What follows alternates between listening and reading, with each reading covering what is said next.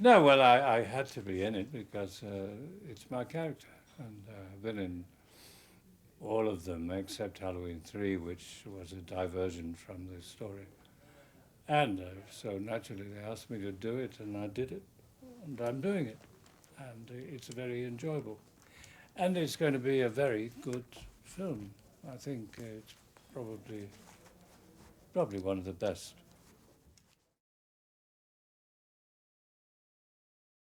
Everything's gone quiet until at the beginning of this film, number 6, a kind of disc jockey rakes it all up because he's intent upon coming to Haddonfield, to the sleepy town of Haddonfield where it all happened, and stirring it all up again.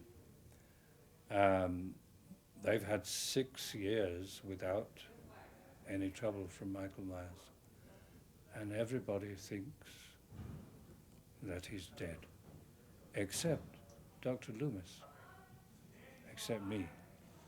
I know he's still alive.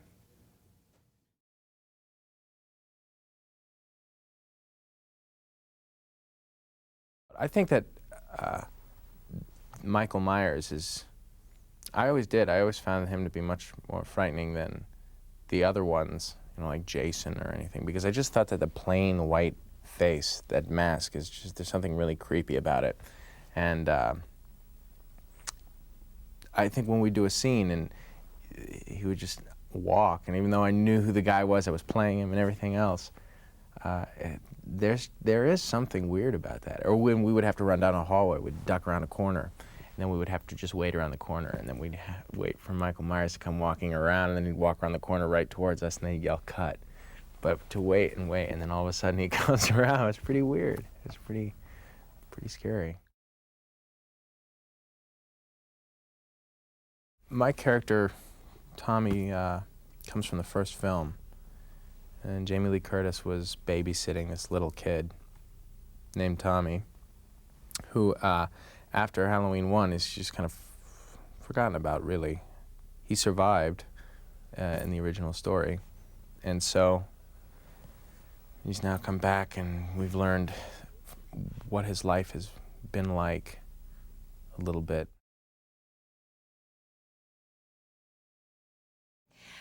There has been a moratorium on Halloween in Haddonfield for the last 6 years because of the mayhem that ensued the last time there was Halloween, and so they just decided that we have to just call Halloween off because whenever we have Halloween, Michael Myers wreaks havoc, and it's a bloodbath. So they've just denied October 31st for the last 6 years.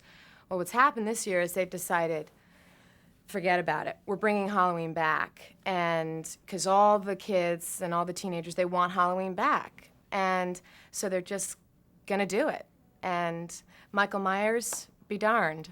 So they're bringing it back. I think what touches us in this movie is that mask.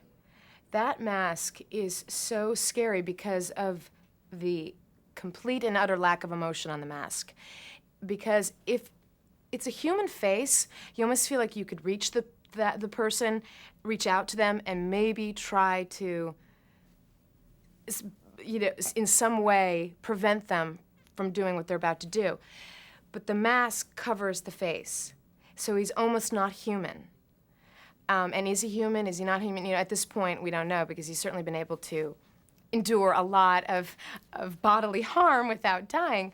But that mask is so incredibly scary because it lacks emotion and it makes him inhuman.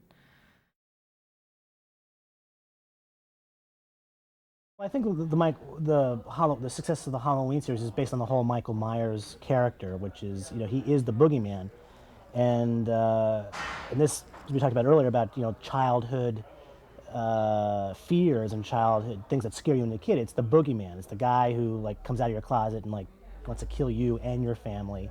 That's the boogeyman, and I think that's what the original Halloween, Michael Myers, he's the boogeyman. He's the guy. He's the killer with the mask on. You can't talk to him. You can't deal with him. He just wants to get you, and he'll do whatever he has to do to get you. And there's like, you know, and that to me is a very scary thing when you can't deal rationally with whatever's coming after you.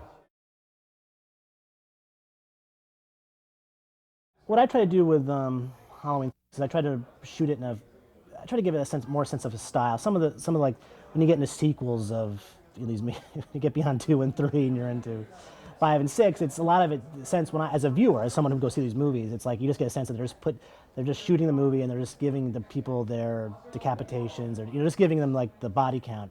And what I try to do with Halloween is go back to giving it a sense of style and giving the whole movie a sense of air of menace.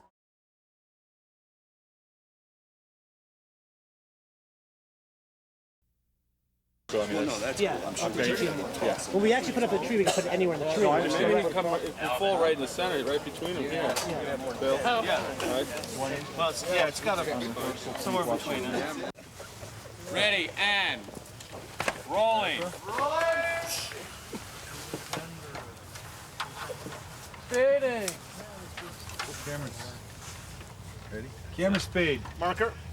Clearing, set, and background. 3, 2, 1, action.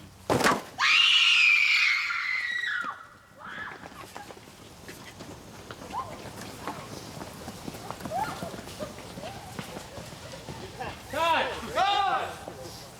I went a little sooner. Yeah. 8. Pass.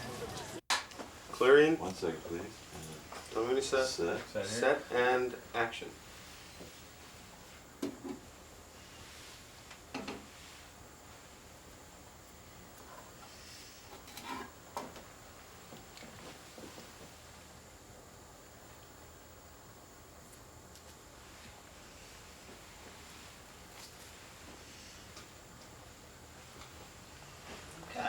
Try it again. Camera?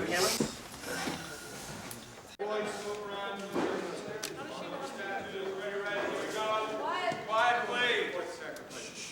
Ready and rolling. Quietly. 156. Camera speed. Marker. Clearing, set, and action.